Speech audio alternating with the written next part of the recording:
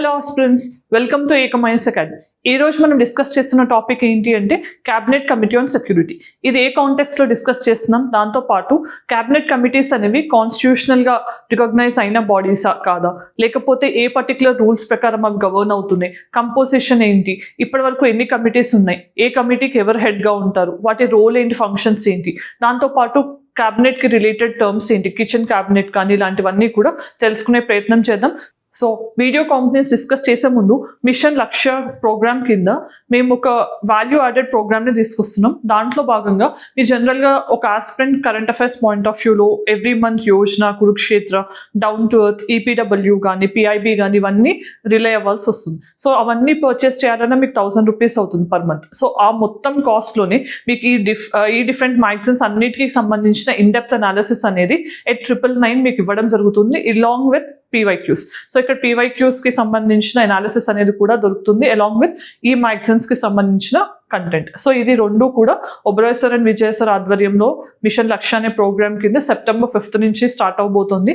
ఈ పర్టికులర్ ప్రోగ్రామ్లో ఎన్రోల్ అవ్వాలి అనుకుంటే కనుక మీరు ఈ నెంబర్కి కాంటాక్ట్ చేసి ఫర్దర్ డీటెయిల్స్ తెలుసుకోవచ్చు. రైట్, దెన్ ఈ రోజు మనం డిస్కస్ చేస్తున్న టాపిక్ ఏంటి, క్యాబినెట్ కమిటీ ఆన్ సెక్యూరిటీ. మరి ఇది ఎందుకు వార్తల్లో ఉంది అని అంటే, రీసెంట్గా క్యాబినెట్ కమిటీ ఆన్ సెక్యూరిటీ కొన్ని ఫైటర్ జెట్స్ సంబంధించిన ఎయిర్ క్రాఫ్ట్స్, ఏరో ఇంజన్స్ ఏవైతే ఉన్నాయో 240 అనేది, సో సుఖోయ్ ఫైటర్ జెట్కి సంబంధించి వీటిని ఆమోదించడం జరిగింది. రైట్, సో ఈ పర్టికులర్ కాంటెక్స్లో ఇక్కడ HAL అంటే ఏంటి, హిందుస్థాన్ ఏరోనాటిక్స్ లిమిటెడ్. మరి వీళ్ళే కదా మనకి తేజస్ అనే లైట్ కంబాట్ ఎయిర్ క్రాఫ్ట్ని డిజైన్ చేశారు. సో ఇది గుర్తుపెట్టుకోవాలి, ఇది హైదరాబాద్ బేస్డే ఉంది తేజస్. రైట్, సో దెన్ మనం ఇప్పుడు అసలు ఈ పర్టికులర్ క్యాబినెట్ కమిటీస్ యొక్క స్టేటస్ ఏంటి, రోల్ ఏంటి అని తెలుసుకుందాం. సో ఫస్ట్ దానికంటే ముందు క్యాబినెట్. సో క్యాబినెట్ అంటే ఏంటి,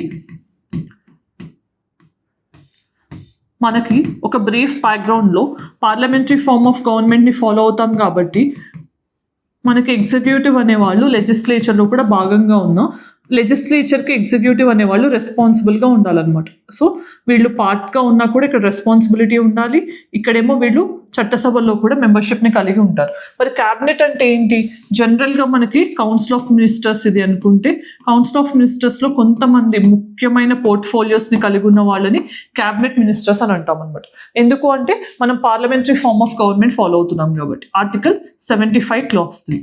మరి క్యాబినెట్ అనే టర్మ్ ఎక్కడైనా మెన్షన్ చేసి ఉందా అంటే, మనకి 44th Amendment 1978 ఎప్పుడైతే ఎమర్జెన్సీ విషయాల్లో క్యాబినెట్ రిటర్న్ అడ్వైస్ అనేది ఉంటేనే నేషనల్ ఎమర్జెన్సీని ప్రెసిడెంట్ ఇంపోజ్ చేయగలరు అనే ప్రొవిజన్ పెట్టిందో, అప్పటి వరకు కూడా మనకి టర్మ్ క్యాబినెట్ అనేది కాన్స్టిట్యూషన్లో ఎక్కడా కూడా మెన్షన్ చేయబడలేదు.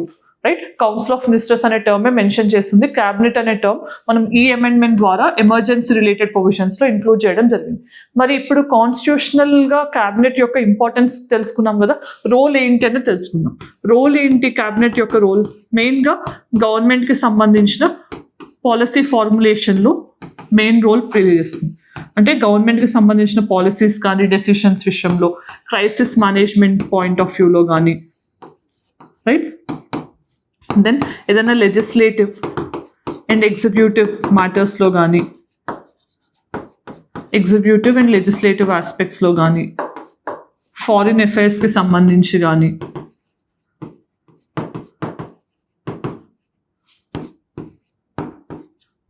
అండ్ డెలిగేటెడ్ లెజిస్లేషన్ విషయంలో కానీ. డెలిగేటెడ్ లెజిస్లేషన్ అంటే ఏంటి, మనకి జనరల్గా లాస్ అనేవి పార్లమెంట్లో పాస్ అవ్వాలి, పార్లమెంట్ ఆమోదించాలి. కానీ జనరల్గా పార్లమెంట్ సైజ్ విషయంలో చూస్తే వాస్ట్గా ఉండటం వల్ల, ఎక్స్పర్టైజ్ అనేది లేకపోవడం, టైం లేకపోవడం వల్ల ఏం చేస్తారు, పార్లమెంట్ అనేది లా మేకింగ్ అనేది, అంటే బ్రీఫ్గా ఇనిషియల్గా లా ఉండాల్సిన విధానాన్ని ఎవరికి డెలిగేట్ చేస్తారు, ఎగ్జిక్యూటివ్కి. ఎగ్జిక్యూటివ్ అనేది ఒక డ్రాఫ్ట్ ప్రిపేర్ చేసి ఆ పర్టికులర్ బిల్ని పార్లమెంట్లో ప్రవేశపెడితే పార్లమెంట్ ఆమోదిస్తేనే అది చట్టం అవుతుంది. రైట్, సో ఇది మనకు తెలిసిన అంశం. సో ఇవన్నీ కూడా roles and functions of cabinet.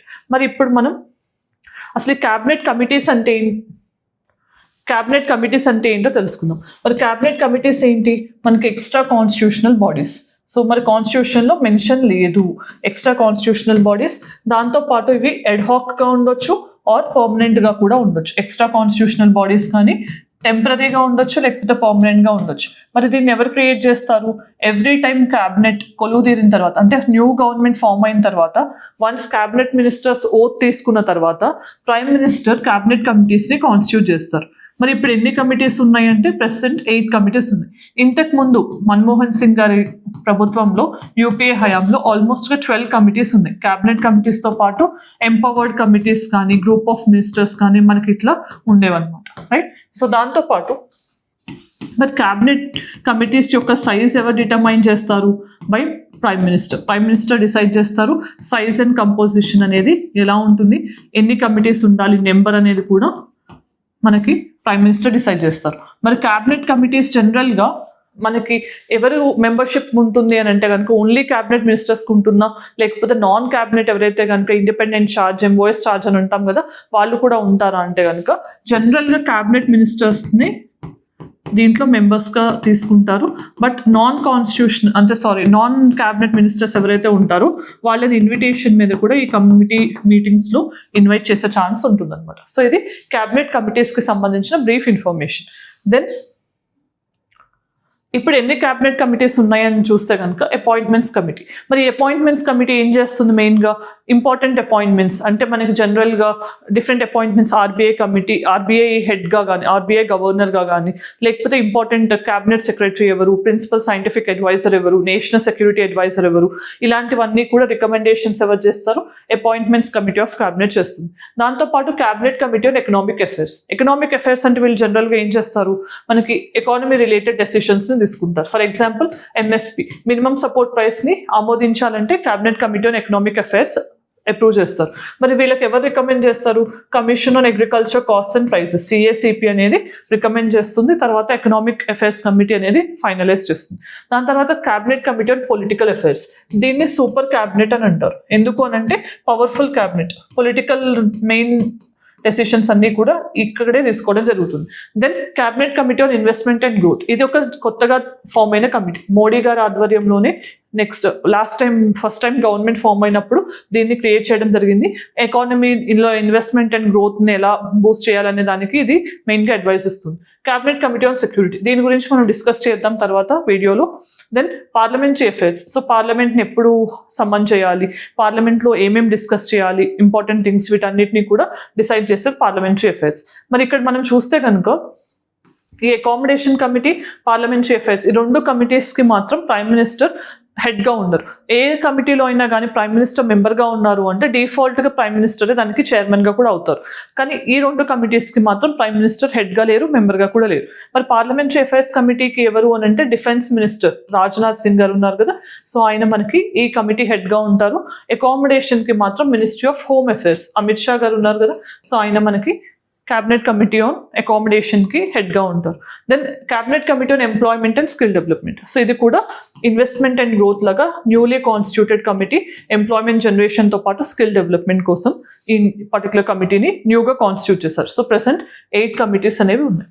Then cabinet committee on security, ఇది ఎందుకు డిస్కస్ చేస్తామని చూసాం. రీసెంట్గా డిఫెన్స్ రిలేటెడ్ అప్రూవల్స్ ఇవ్వడం జరిగింది. మరి క్యాబినెట్ కమిటీ ఆన్ సెక్యూరిటీ అనే దానికి హెడ్గా ఎవరు ఉంటారు? ప్రైమ్ మినిస్టర్ చైర్మన్గా ఉంటారు. మరి మెంబర్స్ ఎవరెవరు ఉంటారు ఈ కమిటీలో అని చూస్తే కనుక finance minister, defence minister, home affairs and parliamentary affairs. So ministry of external affairs, parliamentary కాదు, ఎక్స్టర్నల్ అఫైర్స్, విదేశీ శాఖ మంత్రి ఉంటారు.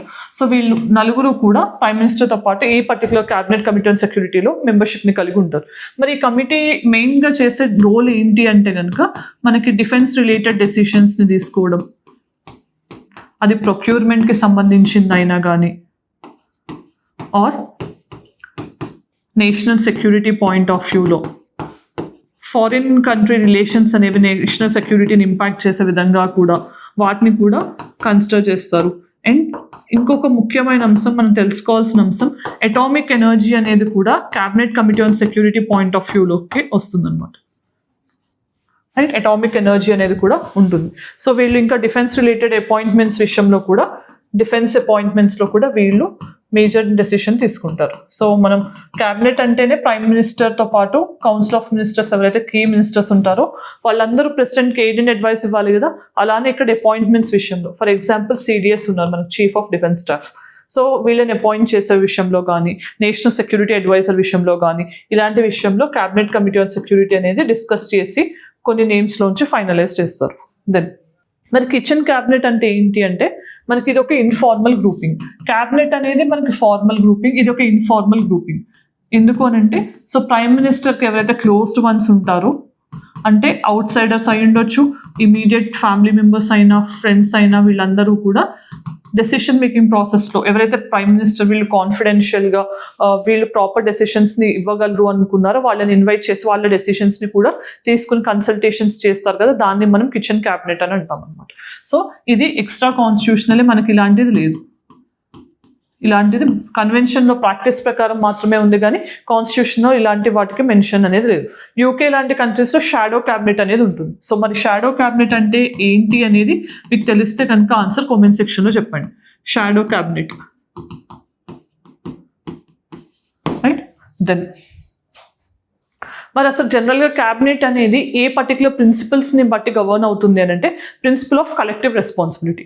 కలెక్టివ్ రెస్పాన్సిబిలిటీ అంటే ఏంటి, మనకి జనరల్గా పార్లమెంటరీ ఫామ్లో ఉన్న మెయిన్ ప్రిన్సిపల్ ఏంటి, ఆర్టికల్ 75 క్లాస్ 3 ప్రకారం కలెక్టివ్ రెస్పాన్సిబిలిటీ అనేది ఉంది. అంటే they have to swim together or sink together, right. అంటే ఏ డెసిషన్ తీసుకున్నా కూడా అందరూ కట్టుబడి ఉండాలి, లేదంటే వ్యతిరేకిస్తే కనుక మనం ఆ పర్టికులర్ మినిస్టర్ అనేవాళ్ళు వైదొలగాల్సి ఉంటుంది. So swim together or sink together. Then individual responsibility అనేది ఏంటి, మరి కలెక్టివ్ రెస్పాన్సిబిలిటీ ఎవరికి ఉంటుంది ఇక్కడ అంటే లోక్సభకి వాళ్ళు కలెక్టివ్గా రెస్పాన్సిబుల్గా ఉండాలి. ఎందుకంటే ఈ హౌస్లో మెజారిటీ ఉంటేనే గవర్నమెంట్ కంటిన్యూ అవుతుంది కాబట్టి. నో కాన్ఫిడెన్స్ మోషన్ పాస్ చేసి వాళ్ళు రిమూవ్ చేసే ఛాన్స్ కూడా ఉంటుంది. మరి ఇండివిజువల్ రెస్పాన్సిబిలిటీ ఎవరికి ఉండాలి, జనరల్గా ప్రెసిడెంట్ ఆఫ్ ఇండియాకి ఇండివిజువల్గా రెస్పాన్సిబుల్గా ఉంటారు. దాంతోపాటు ప్రైమ్ మినిస్టర్ అనేవాళ్ళు ఎప్పుడైనా క్యాబినెట్లో కీ రోల్ ప్లే చేస్తారు ఆర్ సెంట్రల్ రోల్. కానీ ఐవర్ జెన్నింగ్స్ ఏం చెప్పారు మనకి పొలిటికల్ స్కాలర్, ఎప్పుడైనా కూడా ప్రైమ్ మినిస్టర్ అయినా ఫస్ట్ అమాంగ్ ద ఈక్వల్స్ అని చెప్పడం జరిగింది. మనకి ఫస్ట్ అమాంగ్ ద ఈక్వల్స్ అంటే అందరూ ఈక్వలే, కానీ అందరిలోనూ ఫస్ట్ పర్సన్ ఎవరు అంటే prime minister. Then political homogeneity అంటే ఏంటి, ఎవరైతే క్యాబినెట్ మెంబర్స్ ఉన్నారో వాళ్ళందరూ కూడా సేమ్ టైప్ ఆఫ్ పొలిటికల్ ఐడియాలజీని కలిగి ఉంటారు. అలా ఉన్న వాళ్ళే గ్రూప్గా కలెక్టివ్ డెసిషన్ మేకింగ్లో పార్టిసిపేట్ చేయగలరు. అలానే డెలిగేటెడ్ లెజిస్లేషన్ కానీ అదర్ థింగ్స్ని కానీ చేయగలరు. సో ఎప్పుడైనా కూడా క్యాబినెట్ అనేది మనకు ఉన్న ఎనార్మస్ వర్క్ లోడ్ని తగ్గించడానికి, ఆ డైవర్సిటీ కాంప్లెక్సిటీ అనేది ఇంపాక్ట్ అవ్వకుండా ఉండడానికి ఉన్న ఒక ఇన్స్టిట్యూషనల్ మెకానిజం. ఈరోజు నిన్న ఇచ్చిన ప్రాక్టీస్ క్వశ్చన్కి ఆన్సర్ ఏంటనే చూద్దాం. So which of the following statements are correct regarding law commission. నిన్న మనం వీడియోలో లా కమిషన్ అనేది చూసాం కదా, 23rd లా కమిషన్. సో దానికి సంబంధించిన ఆన్సర్ చూద్దాం. It is a statutory body. ఇక్కడ ఇది రూల్ అవుట్ చేయొచ్చు కదా, ఎందుకంటే ఇది స్టాట్యూటరీ బాడీ కాదు, జస్ట్ గవర్నమెంట్ నోటిఫికేషన్ ద్వారా క్రియేట్ అయ్యే body, non constitutional non statutory body. Then ఇది ఫస్ట్ ఎలిమినేట్ చేస్తే కనుక మీకు ఇంకా 2 ఆప్షన్స్ ఉన్నాయి. చూడండి ఇక్కడ ఇది ఎలిమినేట్ చేస్తే 2n3 2n3 అంటే సెకండ్ ఆప్షన్ కరెక్టే, మీకు తెలిసినా తెలియకపోయినా ఇది కరెక్ట్ అనే ఆన్సరే చెప్తుంది. Then its recommendations are binding అంటే కాదు అని చెప్పాను కదా, సో ఆన్సర్ ఏమవుతుంది సి ఓన్లీ 2 ఓన్లీ మాత్రమే ఆన్సర్, రైట్. దెన్ ఈ రోజు క్వశ్చన్ ఏంటనే చూద్దాం. Which of the following statements is correct regarding the composition of cabinet committees. A. All cabinet committees are chaired by the Prime Minister. Finance Minister usually chairs the Cabinet Committee on Economic Affairs. Prime Minister can only be a member but not the chairperson of cabinet committees. Cabinet committees always consist of cabinet ministers only. వీటిలో ఏ answer correct అనిపిస్తే అది comment సెక్షన్లో చెప్పండి. Then mains question, examine the role and significance. First role, దాని తర్వాత significance of cabinet committees in Indian parliament system. Role ఏంటి, దాని యొక్క ఇంపార్టెన్స్ ఏంటి, దాంతోపాటు how these committees enhance efficiency and decision making ప్రాసెస్ని ఎలా ఇంపాక్ట్ చేస్తాయి పాజిటివ్గా, దాంతోపాటు ఎగ్జాంపుల్స్ రాయండి. సో ఎంఎస్పీ కానీ డిఫరెంట్ ఇన్స్టెన్సెస్లో క్యాబినెట్ కమిటీ తీసుకున్న నిర్ణయాలు అవి కంట్రీని ఎలా షేప్ అవుట్ చేశాయి అనేవి తెలిస్తే ఆన్సర్ రాయండి. మనం ఈరోజు ఏం డిస్కస్ చేసాం, క్యాబినెట్ కమిటీ ఆన్ సెక్యూరిటీ అనేది వార్తల్లో ఎందుకు ఉంది అనే ఆ టాపిక్ పాయింట్ ఆఫ్ వ్యూలో అసలు క్యాబినెట్ కమిటీస్ ఏంటి, క్యాబినెట్ అనే దానికి కాన్స్టిట్యూషనల్ మెన్షన్ ఉందా లేదా, దాంతోపాటు ఎన్ని టైప్స్ ఆఫ్ క్యాబినెట్ కమిటీస్ ఉన్నాయి, కంపోజిషన్ ఏంటి, ఎవరు డిసైడ్ చేస్తారు క్యాబినెట్ కమిటీ, ఏ పర్టికులర్ క్యాబినెట్ కమిటీస్కి ప్రైమ్ మినిస్టర్ చైర్మన్గా ఉండరు అనేవి డిస్కస్ చేసాం. దాంతోపాటు క్యాబినెట్ కమిటీ ఆన్ సెక్యూరిటీ గురించి కూడా డిస్కస్ చేయడం జరిగింది along with practice questions. So ఈ వీడియో మీకు నచ్చినట్లయితే కనుక మీ ఒపీనియన్ కామెంట్ సెక్షన్లో చెప్పండి.